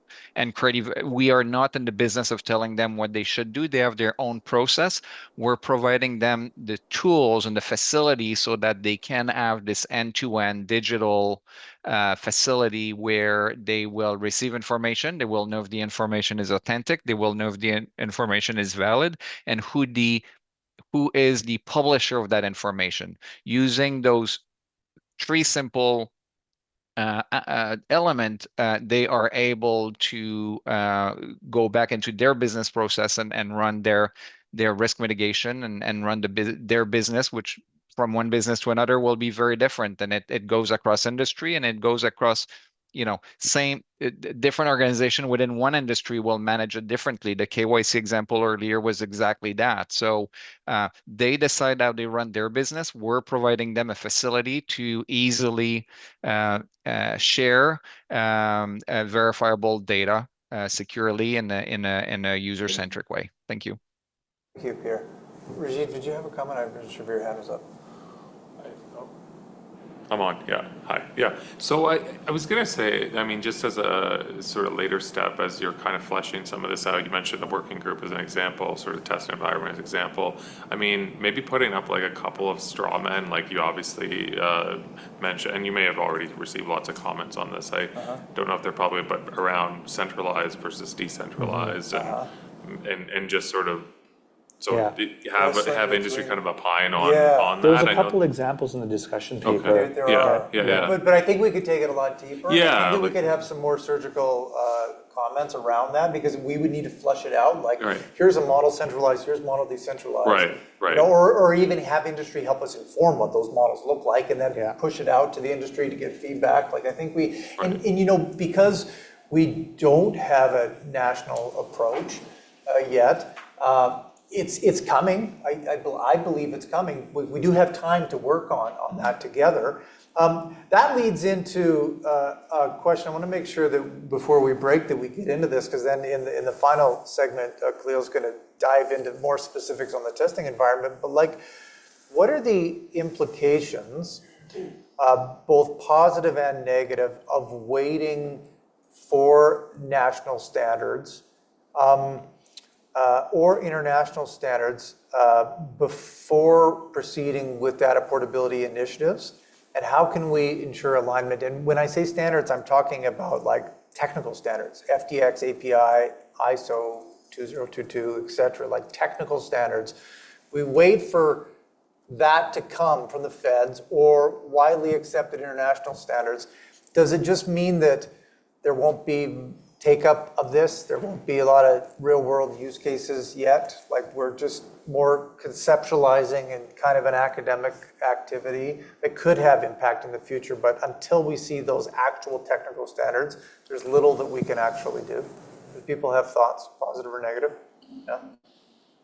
I don't know that I don't know that we want to wait for those standards to be fully developed, because that can take a very long time. And then in the interim, we don't innovate, and we want to make the end user's experience better. I think that's the end goal of data portability. So you'd have to kind of front load some of that work, and doing so, in front loading that work, you do run the risk of when the standards come out, you have to adjust a little bit. But if you get further enough, and you always have kind of, you're keeping the correct parties informed that are defining those standards, I think you can inform the standards in a way that align with what you've developed. Twofold. One, because they don't want to make people do more work, and two, you're proving it out, and they can now rely on something that's been proven in the industry. So this is a technical question. I kind of directed it, CanDeal, Credivera, some of the other service providers in the room or online. Are technical standards converging right now anyway? Like, is the market moving towards generally accepted technical standards where this work is kind of happening already? I think there are definitely a lot of technical standards that are already set in the marketplace. I think the bigger conversation is around the information requirements, right? And this goes back to Khalil's point around what information are we actually collecting? Do we broaden the scope for a utility or test that we're going to run? It's important to, I think, do an inventory of all the different information that could be collected for the universe of whatever industry we're tackling this in, then assessing the requirements of each piece of information, and then determining what the suitability of all the different information. I think it's hard for someone to just generally say, yeah, this kind of, or this pocket of information that we currently collect from our clients is suitable for a utility model. I think we have to do a more in-depth analysis around what the information is, when is it required, who's it required by, and then you can have a conversation around the scope of the end product and the test, right? And I think it's important for everyone to understand that going to the end state right away is, I'll tell from a CanDeal perspective, we tried that. That's exponentially more difficult than starting with a smaller scope of information, right? Yeah. I think to prove out a concept, you have to start with a smaller scope of information. Yeah. Make sure people buy into that, make sure that we can actually technically do it, and then build a roadmap for growth. Just going back to your earlier point and your question, do you think that there's, I know you said there's, we should be innovating, we should be moving ahead even before, the government comes down with some regulation. Do you think there's a different incentive for smaller firms than larger firms to do that? Yeah, I would say so. Because I think from the incentive for smaller firms, in my view, is if they make their information available, they can then consume from other people, right? That said, the pool of information that all the small firms can share with each other is probably smaller than that can be received from the larger organizations. So I think for data portability to be impactful to the industry as a whole, you need the larger organizations to join and make that information available. And when I say make that information available, I think it's important to know they aren't the ones permissioning the information. To Pierre's point, the end user has to permission the distribution of their information to another institution, but they have to be kind of part of whatever is being set up because they have access to the majority of the information. And I think that's where a utility model comes into play, because instead of each individual organization having to set up the infrastructure to make the sharing accessible, you have a utility that one can connect to the different institutions and consume the information, or connect direct to the end users and have them provide the information and permission the information directly in there. Right? So you can have a two-pronged approach there. I asked that question because I wonder if we created a testing environment, would anyone join? Yeah, no, for sure, which is why we're wondering about the working group, working group idea. Yeah, so I will say from our experience in a test environment, it is definitely hard. Like, you have to show the benefit to all the people that are involved, right? And it's hard for people to, when they have day jobs, to dedicate time to just provide it, like participating in the pilot, right?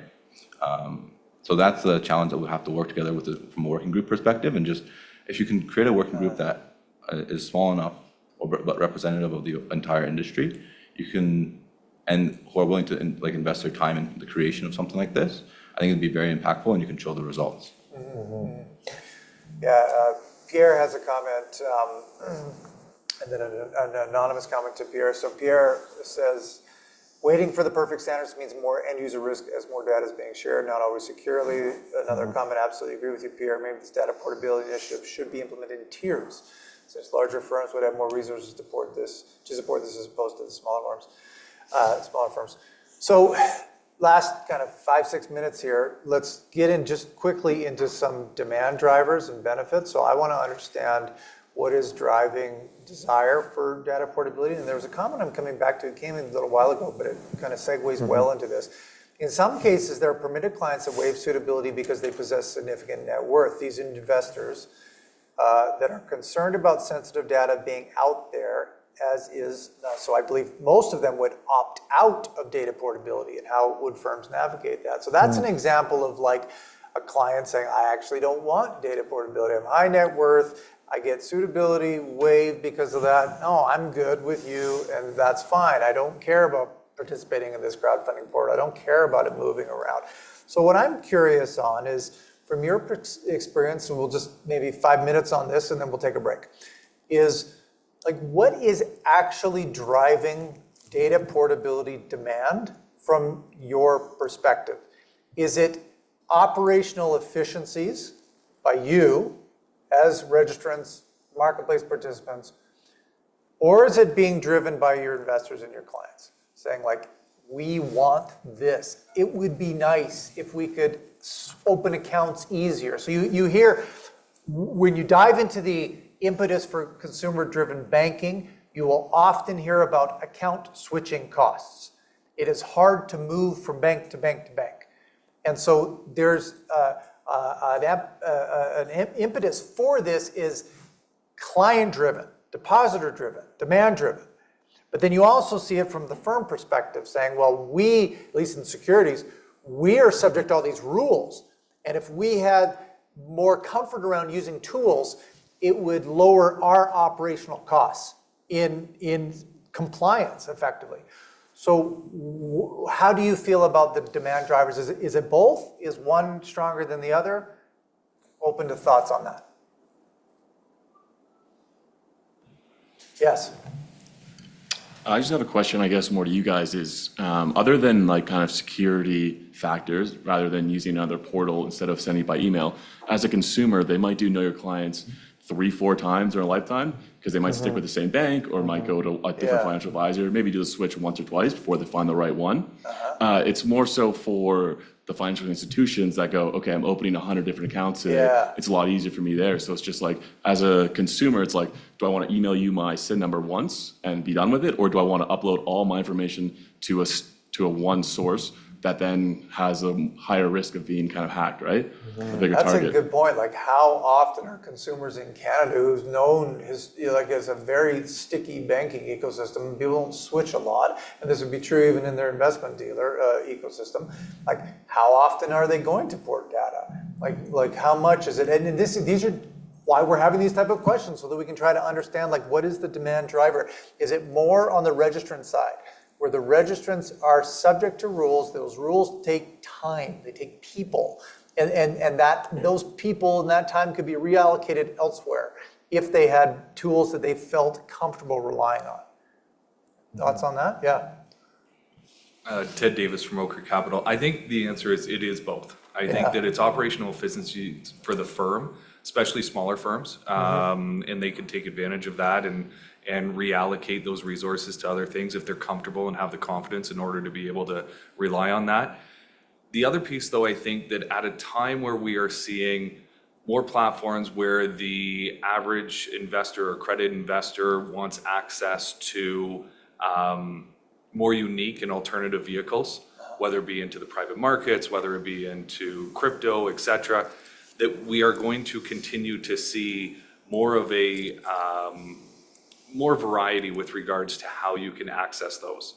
And so to me, as a consumer, my nervousness would almost come from having to put in my information on so many different platforms, not knowing now where that information is going to go versus giving it to the single platform, that source of truth that has a level of confidence, and then having that license certificate representation that I can then use no matter where I want to invest. Because I think different than what it has been in past decades, the variety of opportunities in order to invest, especially as technology continues to grow, is expanding exponentially. And we need to be able to grow with that. Excellent comment. Does anyone, go ahead. Thank you, Michael. Hi, Michael Lee Hing from Accelerate. Sort of jump back to, I agree with you 100%, it is both. And we're a specific example. 7 years ago, started an ETF business specifically to avoid the OM and the requirements for KYC. So we basically have pushed this off to all the dealers. So that's basically it. Excellent comment. Fantastic feedback. I know we dove deep. We had some real engagement there, so that's fantastic. So let's take a 15-minute break, and we'll come back at noon, and Khalil will finish us out. So thank you. I know we lost some people during that break, but thank you for those who came back. And thank you for eating all the snacks. Appreciate that. Otherwise, we're going to have to eat them. So the last session, we've got about 25 minutes for this session. And this one's really trying to focus on an actual testing environment. What's a testing environment going to look like? How can it help you? How can we get people, in who's not in that, testing environment? What components do we need, right? So I really want to try and get into that a little bit more specifically. So I'm just going to ask a broad funnel question to start. And it's from the conversation, from the discussion paper, from the comment letters that, you guys have submitted. Do you feel like there is a need or a value to having a testing environment that speaks to, this topic? It's Adam, right? I just took a bite, so I was trying to finish Go ahead. my mouthful. I would say, yeah, I think it's crucial to have a testing environment for a couple of reasons. One is we have to be able to prove out, we have to have an environment where we can test different theories that we have and make sure that whatever we select is the most appropriate one for the objective. And two, giving a live test environment adds more credibility to whatever solution is going to be created and proposed. Allows people that throughout the industry, both the consumers of the information, providers of the information, and the service providers to really buy into this. And I think without that, you kind of lose that ability. So I see some people typing online. This might sound like a dumb question, but what would the testing environment test?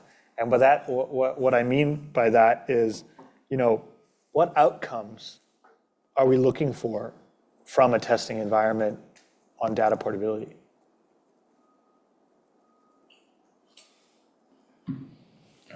I think that comes down to the scope that we define. I think it's a hard question for anyone to answer now.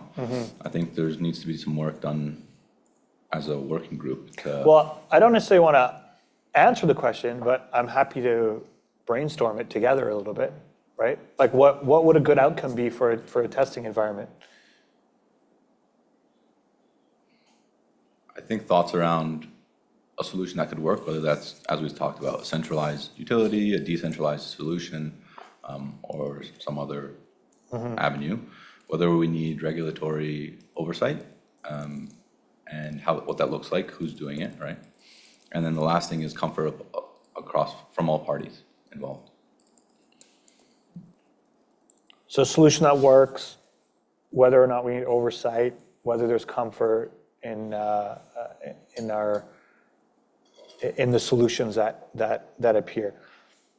I mean, I would put it that there are solutions out there right now that in my research on this topic, I found a few solutions, that would be able to. I mean, there aren't many actually, but there are some out there that could provide that kind of service to the industry. So they're out there. The organizations that might use them are out there as well, right? So is there benefit to creating a testing environment to just bring these parties together? I think the simple answer to that is yes. Yeah. I think people acting independently is great. People can do what they can go out and look at for solutions that meet their business's needs. But really having a forum to bring people together is, I think, where the value of a consortium like this lies.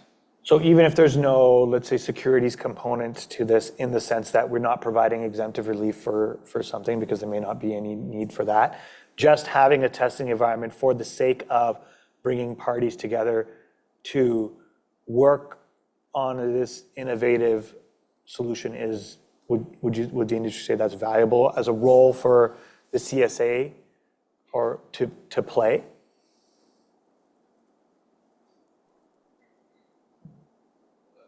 Yeah. That's open to everybody, by the way, yeah. And there's online success metrics should cover the entity that would be impacted by the proposed change, either individual, dealer, regulator, yeah. Question is, what is, what kind of an impact would it have, right? That we would say that that's a success or not, yeah. Do we have an online hand? Was there Yeah. Can you hear me? Yeah. Oh, hey, it's Anthony Couture. I'm the CCO of Front Funder. We're an online crowdfunding and EMD platform. Chloe and I have spoken before on this topic, and thank you for kind of organizing this forum for further discussion. I think on the topic of a test kind of environment, I think that it might be difficult, and I think I'm hearkening to what other comments have been in terms of if there's a business case to do so.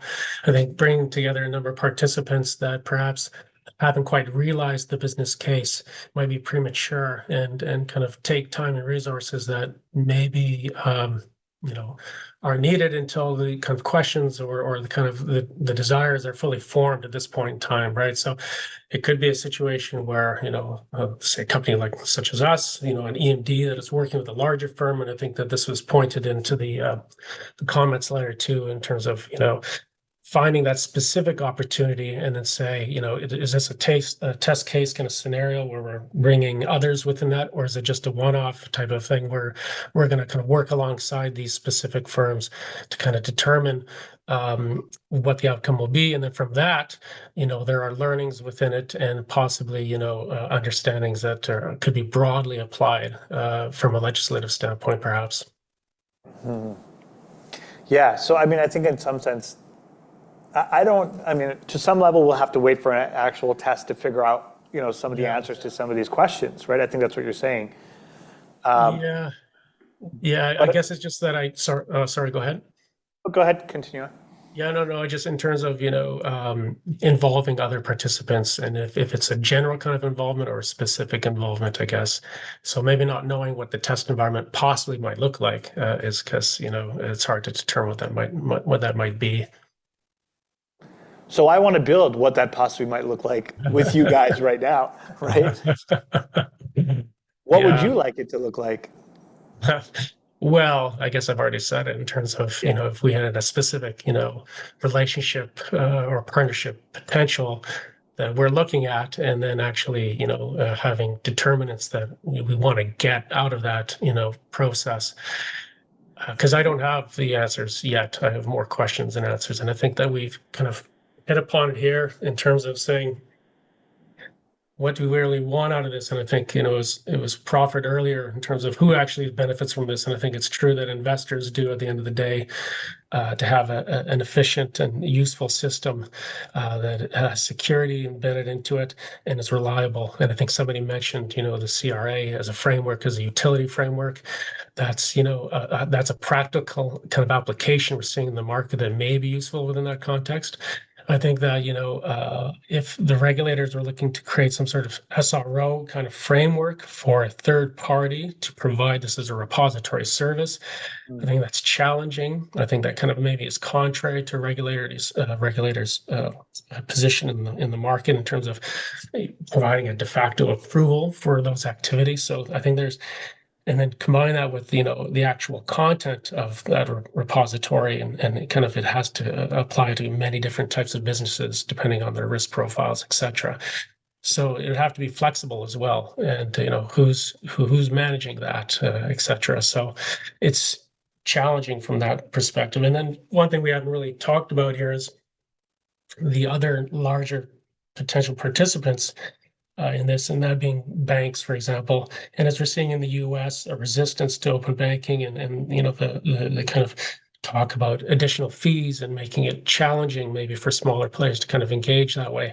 So what are the big banks in Canada? What is their view of this? Perhaps, they need to be on board to some extent if they're going to put obstacles to it before you even get out the gate, then maybe that's something that needs to be determined. It's kind of, this is portability, I think is one of those things that it feels inevitable and kind of impossible at the same time. It really is challenging, and so that's what I'm seeing in the marketplace. And I guess back to the previous thing, what would I like to see as an example? I think you have to get grassroots on it and just work with a specific company, has a specific thing in mind, knows their clients, and has a specific goal at the end of that process that they want to achieve. And I suppose at the end of the day, if it has broader applications and the outcomes, then that's fantastic. But that's my thinking on that. That's really great. And there's actually I just want to pick up the thread that you had there, which is the larger players. Right? Like, I don't think there are a lot of large players, as in like bank level in this room. I don't know who's online. Maybe they are online. But the question is, does this work without them? Like, is a testing environment, with medium-sized or smaller firms valuable if the larger players are not there? And if this is a benefit for the investors, if there's no portability between the large players, to the smaller firms or to the medium-sized firms, would any of the small, medium-sized firms even join a testing environment if that's the case? Is that necessary?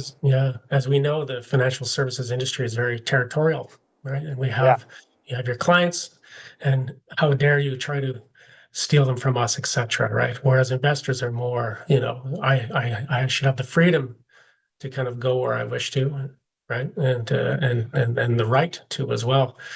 And I guess for what you're seeing in the marketplace as far as innovation goes, and I'll give you just our examples in terms of we recognize that. So we've built a KYC system that hopefully, gets all the information we require for our business activities in the marketplace, collecting what we need from a KYC perspective, following the regulations as they're laid out, and taking that approach. So it's from that perspective, we have created a system, we hope, that is easy and efficient and quick to use, that meets the requirements. And so a client might say, well, I'm not going to bother asking for this portability because I'm just going to go through the process of signing up, for Front Funder or whatever, or similar companies that way. And I'm not going to go through the hassle of consenting. I'm not going to go through the hassle of kind of not feeling, trust maybe this organization where I'm giving information and pulling information, et cetera. So maybe there's roadblocks there perhaps that are already being kind of addressed. And do you know what I mean? Like it's we've looked at it from our perspective and addressed it in our specific way, and our clients, anyway, I'm not totally sure what I'm saying, but getting at something there. Yeah, and I know you've worked with the BC Securities Commission to create those kind of solutions that you have within your firm. So I'm just going to read out one of the comments that we have on there. Hoping to achieve centralization. So I think this is related to what are the benefits to a testing environment. Hoping to achieve centralization of data such that the investor and the registrants don't have to keep repeating the same things. Yes. I think that is the point. Ideally, once an investor has provided data, all the firms the investor is with can utilize that info to increase operational efficiency and assist the investors with their investment needs without having to worry about suitability and KYC obligations. I think that's the concept. I think, although everyone does need to still worry about suitability and KYC obligations, but I think that is generally the concept, right? Of like, that's what when we started this project, that's what we saw as a potential outcome.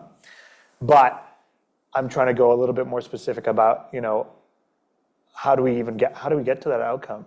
If there's no demand from larger banks or nor incentive, I'd say, from larger firms, and there are solutions out there that I know exist that would facilitate this. We didn't actually get a lot of registrant comments, which I think was really interesting. So maybe that's something we can also talk about is, why didn't we get so many registrant comments, right? I'm just going to read Pierre's comment at the top there. KYC and data portability could impact a significant portion of the securities ecosystem. Yes, the sandbox could be used to either all better understand the end-to-end user experience. So the question there, I think, is who would get to better understand that experience? To shake down the solution, to identify the ROI that would drive broader market adoption. So I think what Pierre is saying there is like essentially market research for firms to be able to come in and use smaller firms to use data portability and data portability solution providers to be able to come in and see what's the actual ROI on this. So I think another question is like, where does that ROI come from? Like, where's the money, right? In that, right? Like, who's getting paid where, and where does that incentive, exist, right? Can I just interject Please. quickly? Don't mean to take up much time, but I think the centralization of data is one option, but I think we've talked about kind of self-sovereign identity as well. That's a different option. Yeah. So I don't know if we would want to pick one or the other. Yeah. And just to Pierre's point there, so I think we were we could do all this work and then the big banks wouldn't adopt. But his point being that this is the sandbox that can prove out the concept, right? And then it doesn't matter kind of whether the big banks want to adopt it or not. It's like if the regulators want to impose it, then, there it is. Because I think it goes a little bit to potentially investor protection as well, right? So we've seen the hacks. Not wanting to leave your data on deposit with an entity and trust their cybersecurity, that's legit. So anyways. Yeah. That's a very good point. So you think there's value in just doing it for the sake of proving that this is possible, that this can happen, that it can be used, and then publishing that information that this was the test, this is our report on it. It's very possible to do this in a safe way, right? Like, is there value to the industry for that? Doing a test for that, for the purposes of that? You can say yes or no. Yeah. And your point then is really good about there's actually, like, as firms collect more and more data, and as they look to optimize that data for their own insights, they're kind of creating honeypots for bad actors to seek breaches. And cybersecurity is a critical risk right now across everything, including us. Every institution needs to be concerned about cybersecurity. And so, like, not having a centralized protected solution opens up investors to that type of risk, right? I'm just going to read Kent's response up there. In terms of why registrants did not provide you with a lot of feedback, one potential reason is the incredible amount of recent regulatory change over the past few years, i.e. client focus for firms, total cost reporting. Just keeping up with the mandatory regulatory work leaves very little time bandwidth for more voluntary projects like this one, especially for smaller firms. That's a super interesting point, because in our survey that we did prior to actually publishing the data portability paper, one of the comments that we got back was the burden that firms already face when it comes to KYC, right? And I think the whole point here is that one of the values for the firms is to reduce that burden by being able to somewhat delegate a little bit of that to a third party to be able to, fulfill the requirements that they have to fulfill, right? So we are doing it with an eye to that. So it's not to further burden you guys with these reports, but yeah, okay. But that's good to know. That might be one of the reasons. And I'll just add on that one. One of the reasons why we designed the collaboratory the way we did was to not only need comment letters via feedback, to be able to make the path to providing us feedback easier, which is why we're running these, and you'll see us run similar ones in other future testing environments. Yeah. So we don't have that much time, but I'm gonna ask another question: is what resources do you feel the CSA or respective jurisdictions ought to provide in order to have industry service providers effectively participate in a testing environment? What do you need from us? Don't say money.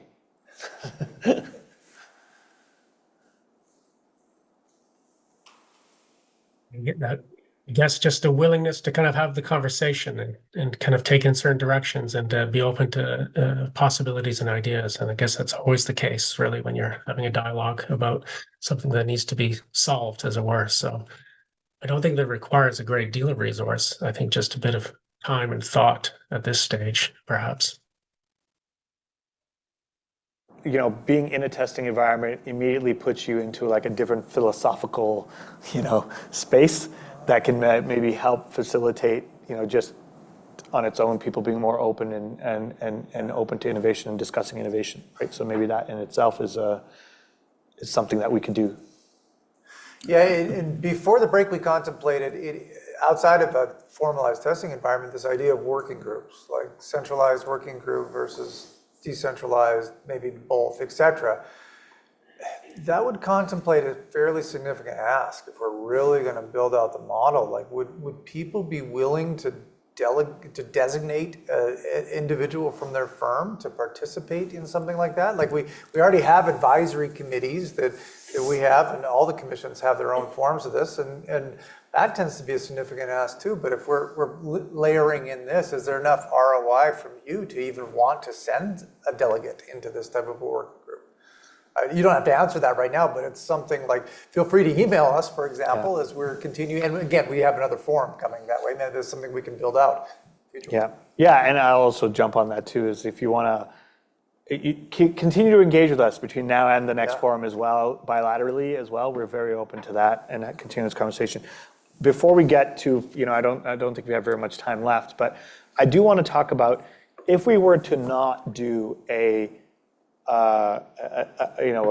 formal testing environment, what kind of alternatives to that environment could we actually bring forward, that would be helpful to the industry at large, right? So guidance, for example, I know that's come up. Like, would that be helpful?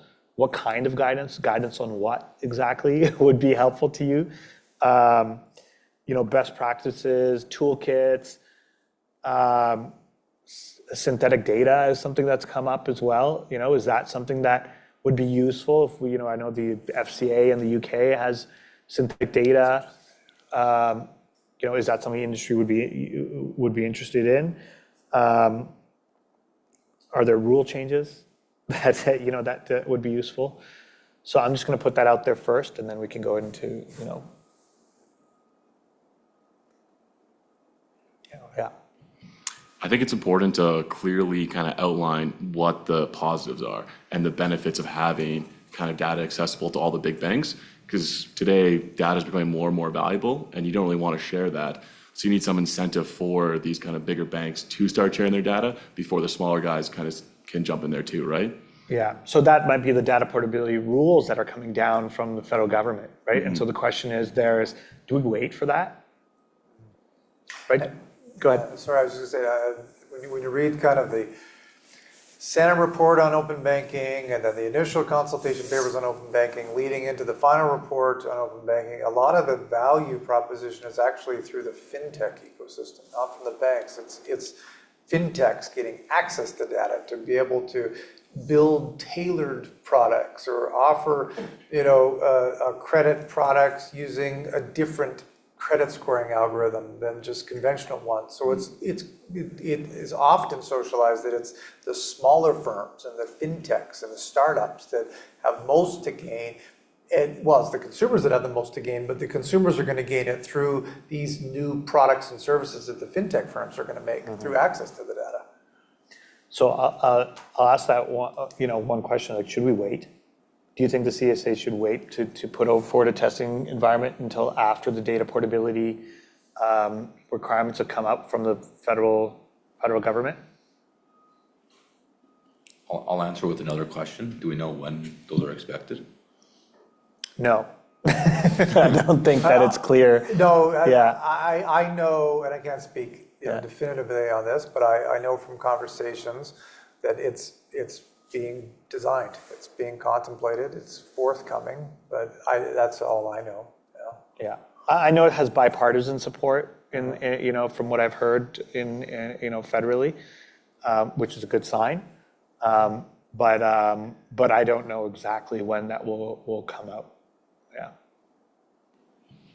And like if you look at analogous legislative solutions federally, for example, like we had the architecture of the Retail Payments Activities Act existed 2 years before the regulations on the Retail Payments Activities Act came about. So it's possible that even once we get some kind of base legislation, that it takes a little bit longer still for the actual, technical details via regulation to come out of this. So, we don't know exactly, but it could be a little while still. Yeah. Good. If these regulations were to change, would companies I know most of the big banks use Salesforce, would Salesforce have to change, and maybe they could be the kind of third party that kind of provides the kind of portability for all this information? Yeah, I mean, I think that would be, from my understanding of the legislation, it will sort of set standards for, first of all, it will force banks to work with certain APIs in order to share data. And so I'm sure Salesforce and others will have to react to that, right? It's sort of like somebody, Elliot, who helped draft this discussion paper, explained it to me in a way that I thought was really good. It's like the wireless phones, right? You couldn't port your number over from one company to another, but then once the government came down and said, okay, now you have to do this, suddenly it was very easy to do so, right? So I imagine it might be a similar case when it comes to data portability as well. There's going to be standardized frameworks around the data. They've indicated it's just read access, not write or move access at first. There's going to be standardization on the APIs. There's going to be governance framework that's going to become about it. There's going to be a framework for accreditation for entities receiving the data. There's going to be liability standards, both for the banks sharing the data, also for the entities receiving the data. There's going to be accountability standards and some reporting. So there's quite an architecture that's built around it, which helps to explain why it's taking a long time. Yeah, and the FCAC is sort of responsible for helping to create that system. I'm going to put forward one last thing because I think we're pretty close to time here. But if the CSA were to issue guidance, what specific topics should it address? And I'm going to give you some examples.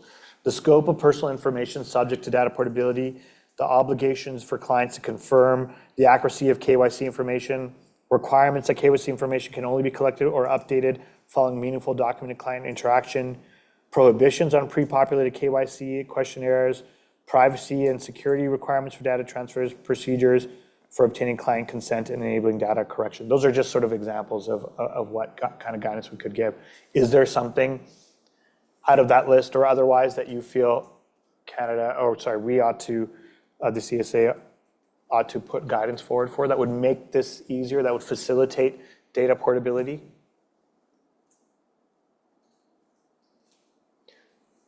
I know it's difficult because we're the experts on that, on 31103 as well, right? So we have some feedback on that via the comment letters, which I alluded to a bunch in the morning. So I would say feel free to email us. We are engaging. Like I said at the very beginning, we have not made a decision yet as to what happens in phase 3. We are using this time to inform ourselves on what's most useful to investors, useful to you as registrants. What has the most benefit and how do we go about it? And we're informing ourselves in that process. So if the answer to phase 3 is the initiation of guidance, we have some time to receive feedback from you on what that guidance would entail. Perhaps it's Phil's point around what is a meaningful interaction or what is delegation if I utilize this tool, things like that. Yeah. Right? So I won't take too much time. I think did you want to say something before we end off? Yeah, just one quick thing. As you guys look to shape phase 3, I wouldn't consider it to be one or the other. We don't just run a pilot a test or an update guidance, for example. I think there could be a world where you do both. I think both are important in this context. Yeah, that's a good comment. Good way to end. Yeah. So I just want to talk quickly about Forum 3, which is happening in Montreal in November the 20th? Yeah, November 20th in Montreal with Ciro, which we're very happy to work together with Ciro on that. I think it's going to be we have a Ciro representative here today. I think it's going to be really great, interesting conversation there, and we'll pick up from here. And I think having Ciro there as well will take us to another level. But between now and then, like we said, keep sending us that information. If you want to engage bilaterally with any of your respective jurisdictions, please feel free and open to do that. And I'm going to end with the comment up there by Anonymous. It says, think big, be innovative, and lead on transforming digital infrastructure changes within Canada. So that's exactly what we're trying to do. And I want to thank you guys for coming out today and having this conversation. And I hope we can continue the conversation going forward. Is there anything I missed on the housekeeping here? Nope. Great. Thank you all so much for coming out, and for everybody online. Thank you. I think we have over 200 people online, so that's amazing. Wonderful. Survey. Oh. Yes. There'll be a survey provided for this forum, and you can complete the survey. It'll be provided for you following the forum, and then online, I believe the survey link will also be put in the Zoom chat. Yes, we have on the screen the survey link will be in the Zoom chat. So it would be great for us if you could fill that out, please. Yes. Thank you so much. Great. Thank you all so much. Thank you.